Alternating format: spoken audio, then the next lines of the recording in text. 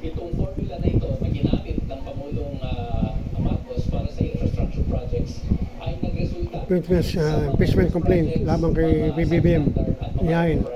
Samantala may impeachment complaint kay BP Sara ang mga bayan block. Nagamitin ang program allocations nagkakahalaga pong 213.5 billion pesos Stinio, si Isko, saka si Teddy Casino sasalta. Teddy Casino, chairman ng bayan. At pangatlo, yung mismong pag-benefit o nakinabang mismo Impeachment. si Pangulong Marcos Impeachment complaint basis.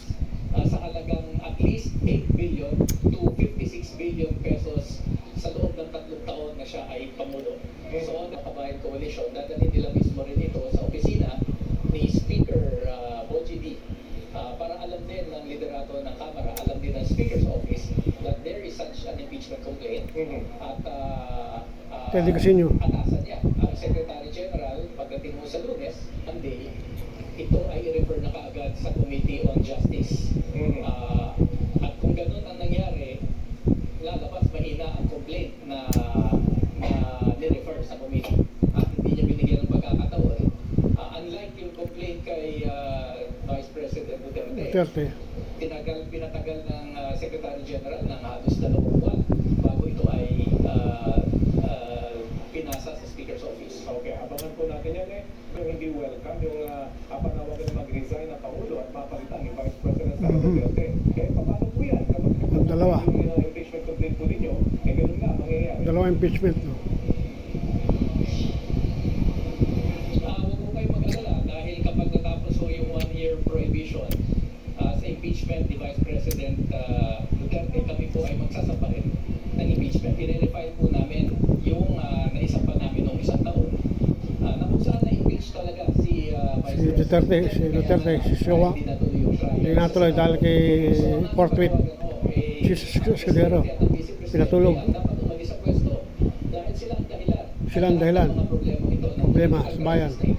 Kaya na 22 January 2026, Tuesday at Thursday, nanonood na Balitang Hali. Sa committee level, first time po ito na mangyayari. Yung Vice President at President ay parehong may impeachment complaint laban sa kanila. Ano po nakikita nyo na magiging scenario?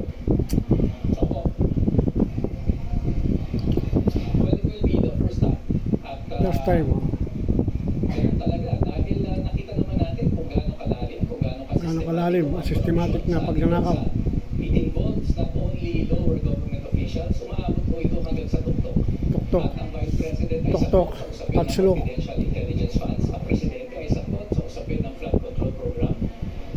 Pero itong dalawang official na ito ay miyembro ng mga political dynasty na matagal na pong nagsasamantala Political dynasty. sa ating politika, sa ating Marcos pamayanan. dynasty. At panahon na. Duterte So, dynasty. ito ay laban sa mga corrupt na political dynasty. Sa panahon na sa tingin namin na ang ating bayan ay lumaya sa ganyang pagsasamantala nitong mga political dynasties katulad ng mga Marcos at Duterte.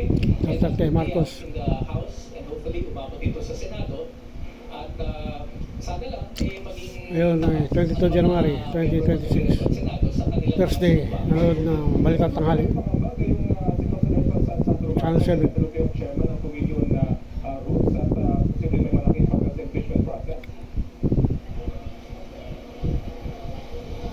Para po sa amin, that is not, kumbaga, secondary issue yan. Ang primary na usapin dito, ano ba yung aming tungkulin bilang mamamayan, bilang mga Primary tungkulin bilang mamamayan. manggagawa